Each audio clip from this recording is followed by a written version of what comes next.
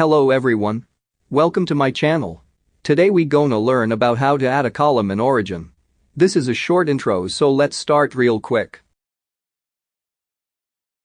Let's open Origin.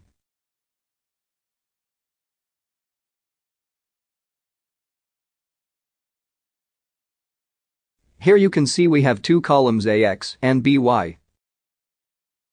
To add new column we go to this button and click on it. Here you can see we got 3 columns.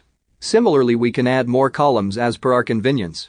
There are 1 x-axis column and 2 y-axis columns. To change the axis, select the column and right-click on it. Then go to Settings and select the appropriate axis. I am selecting x-axis here. You can see CY axis changes to CX axis. So this was a real quick tutorial. Thanks for watching. Stay tuned.